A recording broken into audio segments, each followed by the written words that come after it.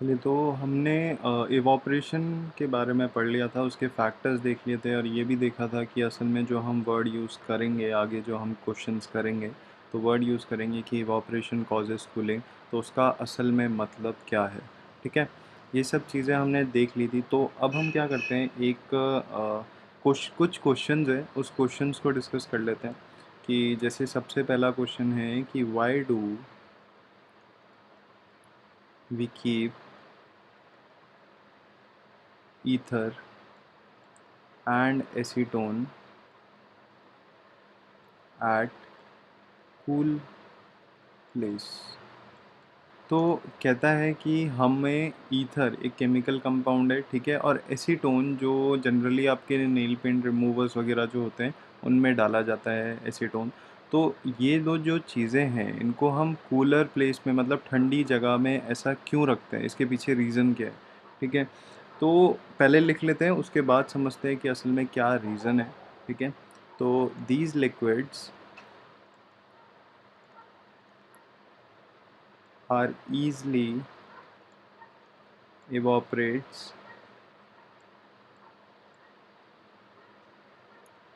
at room temperature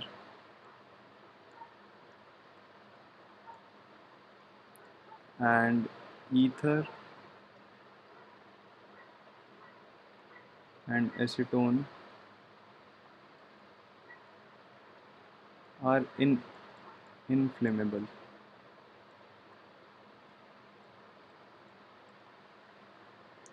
It means they catch fire at room temperature। देखिए क्या होता है, जो आपके ईथर और एसीटोन है ये ऐसे लिक्विड्स हैं, ठीक है, जिनको अगर आप लेट से यहाँ पे रख देंगे तो ये क्या करेंगे, इवापोरेट हो जाएंगे, बहुत जल्दी इवापोरेट हो जाते हैं। तो अगर आपको इन्हें स्टोर करना है तो आपको ठंडी जगह में रखना ही होगा। ठीक है, और आपको रूम टेम्परेचर पे नहीं लाना होगा।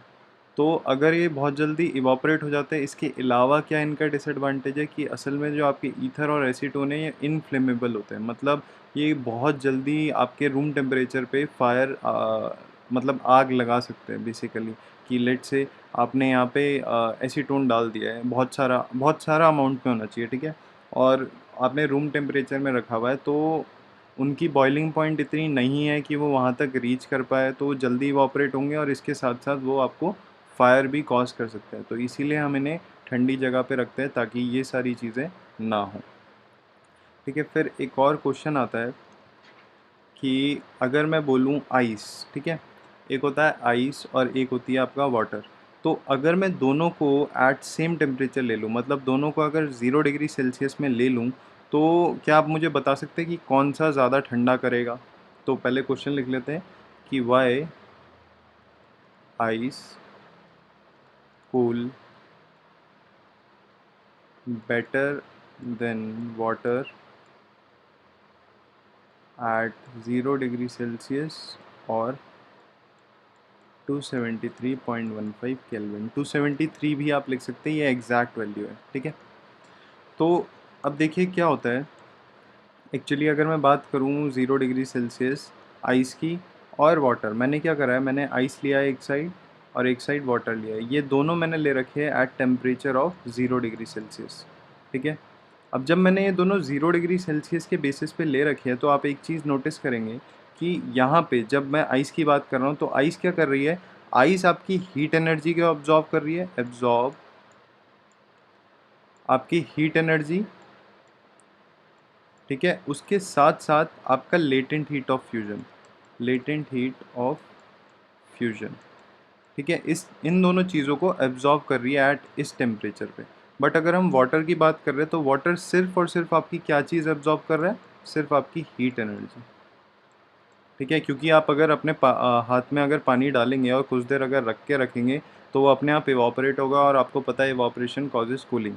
तो इसीलिए सिर्फ और सिर्फ वो आपकी हीट एनर्जी लेके जा रहा है। बट आइस क्या कर रही है, आइस आपको हीट एनर्जी भी लेके जा रही है, साथ साथ लेटेंट हीट ऑफ फ्यूजन भी लेके जा रही है।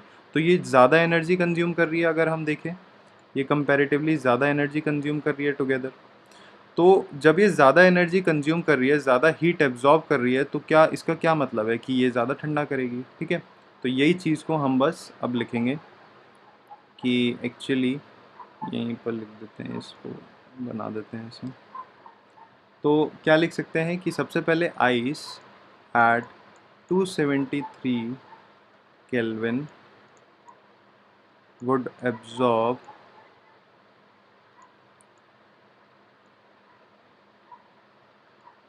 heat energy as well as latent heat of fusion, ठीक है। जो आपकी आइस है वो आपकी हीट एनर्जी एब्जॉर्ब करेगी और साथ ही साथ आपकी लेटेंट हीट ऑफ फ्यूजन भी एब्जॉर्ब करेगी।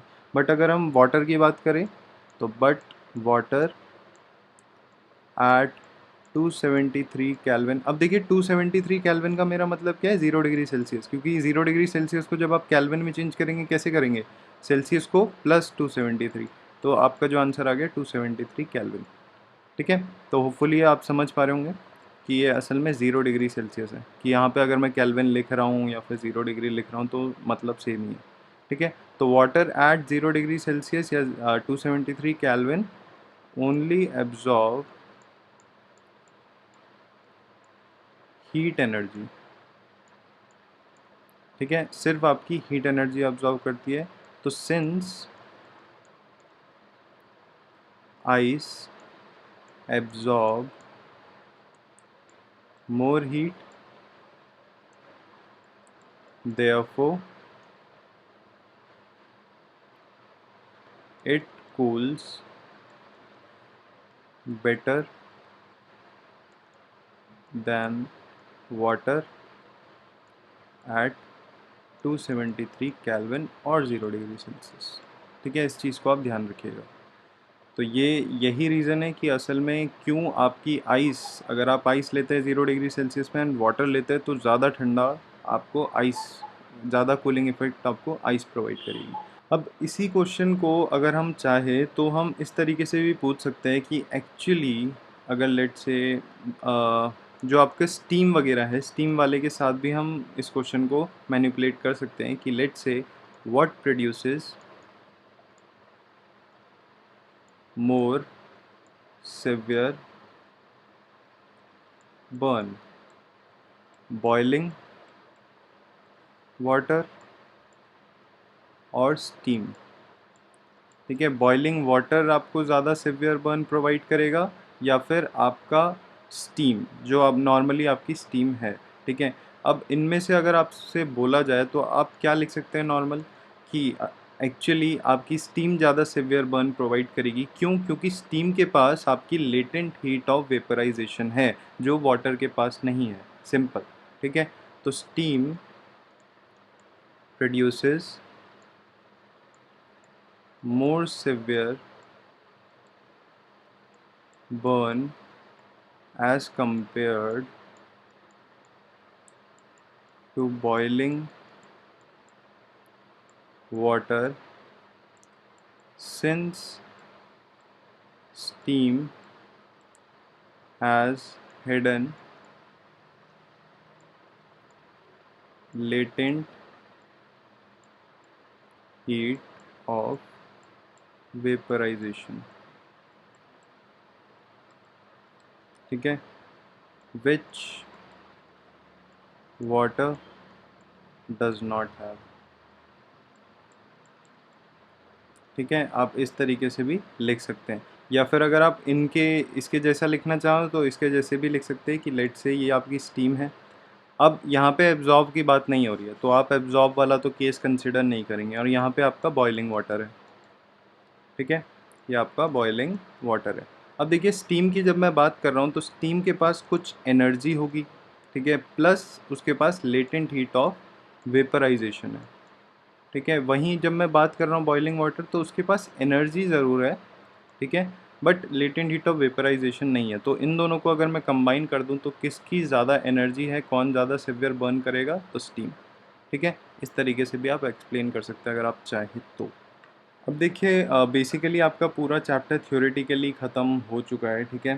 तो अब बस वही मैं आपको थोड़ा बहुत एक्स्ट्रा, अगर आप चाहो तो मैं मतलब आप देख सकते हो, नहीं अगर आपको इंटरेस्ट है उसमें तो आप ना देखें, क्योंकि मैं बताऊंगा बेसिकली जो आपकी फोर्थ स्टेट ऑफ मैटर है एंड आपकी फिफ्थ स्टेट ऑफ मैटर वो आज यहाँ पे ख़त्म कर देंगे, ठीक है। तो ये पूरा चैप्टर आपका थ्योरेटिकली ख़त्म हो जाएगा। तो नेक्स्ट क्लास से मतलब जो आपकी नेक्स्ट लेक्चर होगा उस लेक्चर में हम सारे के सारे एनसीईआरटी क्वेश्चन जो आपके मिस आउट भी हो रखे हैं वो सारे क्वेश्चंस हम डील करेंगे, बैक एक्सरसाइज प्लस इन टेक्स्ट क्वेश्चन, ठीक है। तो चलिए फिर फोर्थ स्टेट की बात करते हैं। जिनको इंटरेस्ट है तो वो देख सकता है, अगर आपको देखना चाहो तो, मतलब इतना आपके कोर्स में नहीं है, सब सीधी बात, ठीक है। Normal fourth state of matter आपकी क्या है?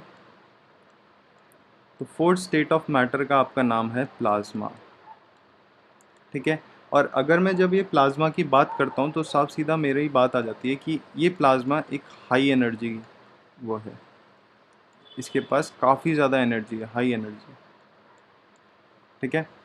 अब लेट से अगर मैं इसे एक्सप्लेन करता हूँ तो सबसे पहले लिख लेते हैं कि असल में क्या होता क्या है, ठीक है। तो it is a hot ionised gas consisting of equal number of positively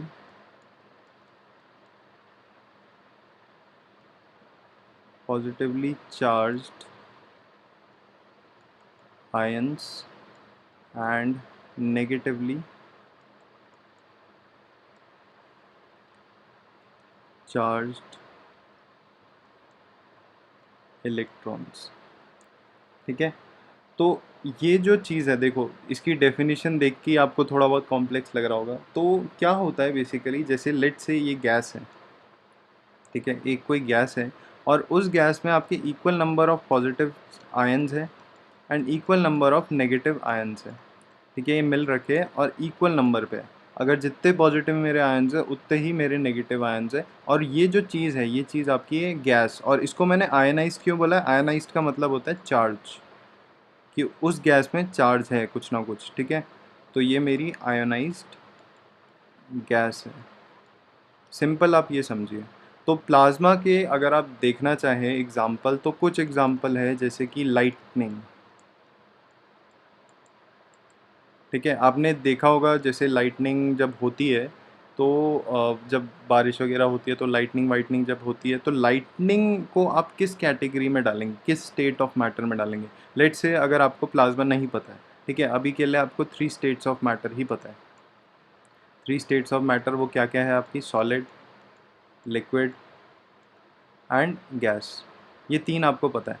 तो अब इन तीनों स्टेट में से अगर आपसे कोई पूछ ले कि लाइटनिंग आपकी किस स्टेट ऑफ मैटर का पार्ट है, तो आप क्या बोलेंगे? सॉलिड में तो मुझे नहीं लगता कि आप सॉलिड में डाल सकते हैं लाइटनिंग को। लिक्विड की बात करें तो मुझे नहीं लगता कि लाइटनिंग आपकी फ़्लो करती है। गैस की बात करें तो गैस तो वो चीज़ है जो बहुत ही ज़्यादा लाइट है प्लस ये है, बट हमें लाइटनिंग जो है काइंड ऑफ आयनाइज्ड गैस है, गैस ज़रूर है but kind of ionised gas है जिसमें चार्जेस हैं, ठीक है। तो इसीलिए लाइटनिंग जो है आपकी एक फोर्थ स्टेट ऑफ मैटर का पार्ट है जिसे हम कहते हैं प्लाज्मा। और कोई एग्जांपल अगर आपको आसानी से देना चाहें तो स्टार्स, आप स्टार्स को कह सकते हैं। स्टार्स क्या होते हैं? स्टार्स आपके एक तरीके से नॉर्मल एक गैस है जो जल रही है, नॉर्मल फ्लेमेबल गैस है, और जब वो अर्थ की सरफेस में आते हैं तो वो और जलने लग जाते हैं as a kind of meteor, ठीक है। तो एक स्टार आपको शाइन करते हुए क्यों लगते हैं? क्योंकि वो वहाँ पे ऊपर जल रहे होते हैं, उनके ऊपर फायर लगी हुई है, ठीक है, तो इसलिए वो आपको शाइनिंग भी लगते हैं। तो star is a kind of state, किस स्टेट में आता है आपका? प्लाज्मा, आप उसे सॉलिड नहीं बोल सकते, ठीक है। वो आपके प्लाज्मा स्टेट का है जिसमें आयनाइज्ड गैस है, एक तरीके से गैस है जो जल रही है एक पर्टिकुलर रीजन में, ठीक है। तो ये आपके होते हैं स्टार्स, स्टार्स भी आप इसका एग्जांपल लिख सकते हैं और बाकी एक्सेट्रा, ठीक है। ये आपका हो गया प्लाज्मा का। अब अगर मैं बात करूँ बोस आइंस्टीन कंडेंसेट की, तो ये काफ़ी ज़्यादा इंटरेस्टिंग है, ठीक है। तो ये आपकी हो गई फिफ्थ स्टेट ऑफ मैटर। देखिए फिफ्थ स्टेट ऑफ मैटर आपका क्या है? बोस आइंस्टीन कंडेंसेट, ठीक है। और जिस तरीके से इसकी बहुत ज़्यादा एनर्जी होती है ना, इसी तरीके से इसकी बहुत कम एनर्जी होती है, लो एनर्जी। ये लो एनर्जी पोजेस करता है।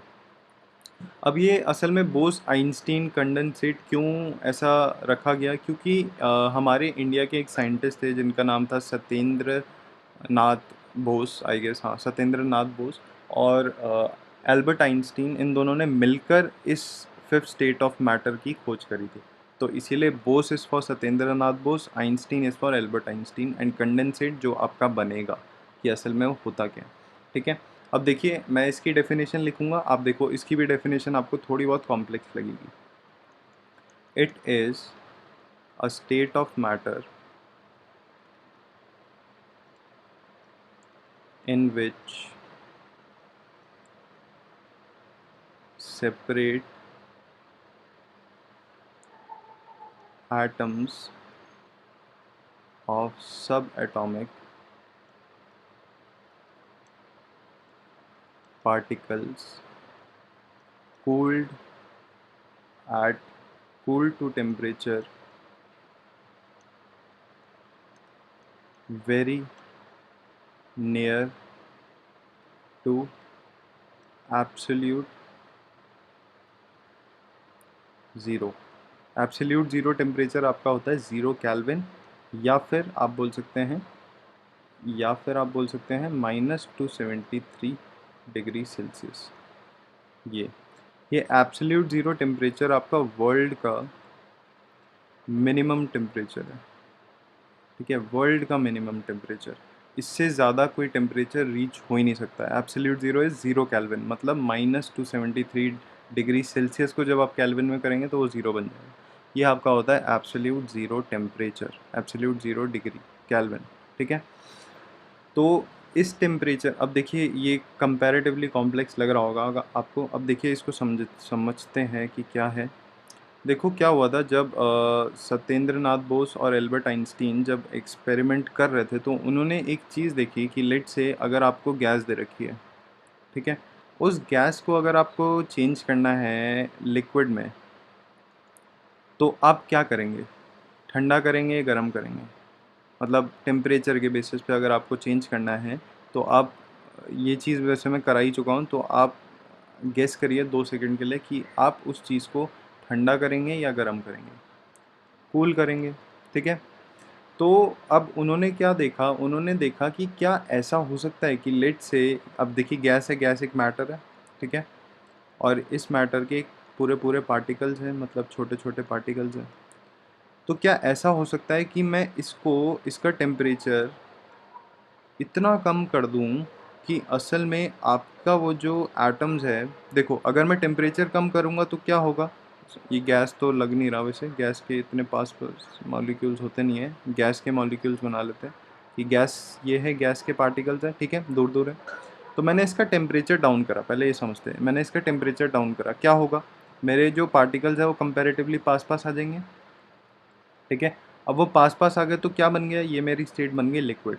ठीक है, अब अगर मैं इसको भी डाउन कर दूं, इसके भी टेम्परेचर, इसको भी और कम कर दूं, तो क्या, जैसे लिक्विड टू अगर मैं सॉलिड लगाऊं, तो मैं क्या करूंगा, टेम्परेचर कूल करूंगा।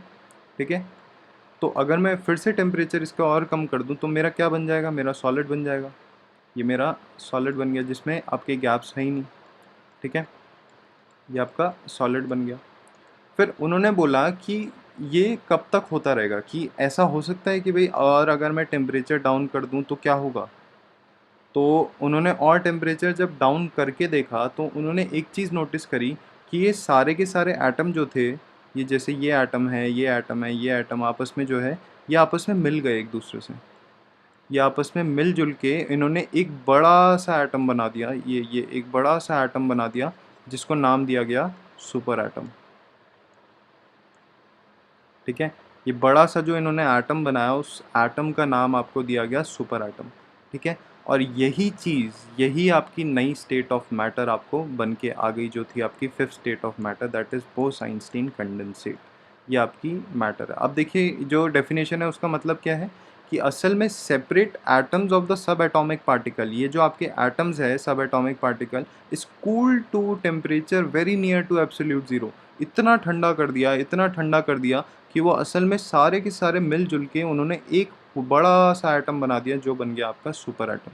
और ये जो आपकी स्टेट बन गई, ये आपकी बन गई बोस-आइंस्टीन कंडेंसेट। ठीक है, तो मतलब सॉलिड को अगर आप और ठंडा करते जाओ, ठंडा करते जाओ, तो आपको कौन सी स्टेट मिल जाएगी? Bose-Einstein condensate. ठीक है। अब इसके एग्जाम्पल आपको पक्का नहीं सुने होंगे आपने, क्योंकि ये है ही थोड़ा अटपटा सा टॉपिक। तो इसके एग्जाम्पल जैसे कि एक ले लेते हैं लिक्विड हीलियम। ठीक है, लिक्विड हीलियम। अब अगर आपने हीलियम का नाम सुना होगा तो वेल एंड गुड।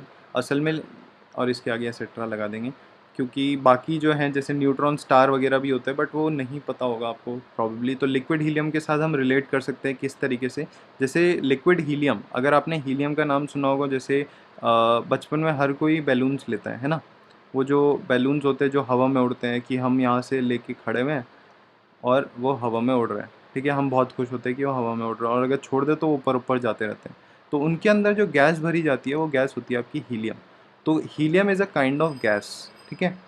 अब उस गैस को, अब वो सबसे ज़्यादा लाइटेस्ट गैस है, बहुत ही लाइट गैस है, लाइट गैस। अगर आपको नहीं पता है कितनी लाइट है, तो मैं आपको अंदाज़ा बताता हूँ कि लेट से ये आपकी नॉर्मल एयर है। ठीक है, और ये आपकी हीलियम गैस है। नॉर्मल एयर जो है उसका कंपैरेटिवली 26 टू 28 ग्राम उसका वेट रहता है।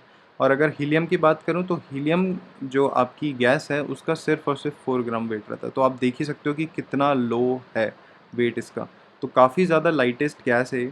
तो इस गैस को उन्होंने इस गैस को अगर मैं कन्वर्ट करूँ उसके लिक्विड फॉर्म में, तो मुझे काफ़ी ज़्यादा मुश्किल होगी, क्योंकि एक तो सबसे ज़्यादा लिक्विड, सबसे ज़्यादा लाइटर गैस है। ठीक है, तो मुझे गैस को, जो यही प्रोसेस अगर हम अपनाएं, तो ये आपका हीलियम है, हीलियम का गैस इस तरीके से बहुत ही दूर दूर पार्टिकल्स है। फिर उसके बाद हमने क्या करा, टेम्परेचर को डिक्रीज़ कर दिया, मतलब कूल कर दिया। तो क्या मिलेगा आपको? तो ये आपको मिला। और आपकी वो जो चीज़ बनी, इतना कूल कर दिया, इतना कूल कर दिया क्लोज टू, क्योंकि इसको इस स्टेट में लाने के लिए, मतलब वो सॉलिड में भले ही नहीं आया, ठीक है, बट जो उसका लिक्विड स्टेट लाया उसने पूरे के पूरे पाथ को कवर कर दिया। और ये फाइनली जब ये लिक्विड हीलियम बना, ठीक है, तो ये लिक्विड हीलियम बना एट टेम्परेचर अराउंड 1 या 2 केल्विन के उसमें बन गया था। एब्सोल्यूट 0 डिग्री सेल्सियस में हम नहीं गए थे। तो काइंड ऑफ ये समझिए कि हमने इतना कूल कर दिया, इतना कूल कर दिया कि असल में वो पूरा का पूरा उसने अपनी स्टेट चेंज कर दी। और इस स्टेट को हम बोलते हैं BEC, बोस-आइंस्टीन कंडेंसेट। और अगर आपको लिक्विड हीलियम के बारे में जानना है तो आप यूट्यूब वीडियोज़ वगैरह में देख सकते हैं। हम इसे सुपर फ्लूइड के नाम से भी जानते हैं। ठीक है, तो सुपर फ्लूइड वगैरह भी अगर आप सर्च करेंगे तो आपको काफ़ी ज़्यादा इन्फॉर्मेशन मिल जाएगी। तो अगर आप इंटरेस्टेड हो तो ये सब चीज़ें आप देख सकते हो। ठीक है, तो थ्योरेटिकली आपका चैप्टर यहाँ पे ख़त्म होता है। आपके लिए होमवर्क रहेगा कि आप नॉर्मल तरीके से ये सबसे पहले तो रिवाइज़ करेंगे। ठीक है, और इसके अलावा क्या करें, इसके अलावा रिवाइज़ बेसिकली आप स्टार्टिंग से करना पूरा का पूरा, क्योंकि जो आपके नेक्स्ट जो लेक्चर होगा उस लेक्चर में हम सारे के सारे क्वेश्चन के साथ डील करेंगे। ठीक है, तो बेटर रहेगा कि आपको सारा कॉन्सेप्ट अगर क्लियर रहे तो वो क्वेश्चंस आप जल्दी जल्दी कर सकते हैं। ठीक है, तो ठीक है, फिर आज की वीडियो के लिए बस इतना ही।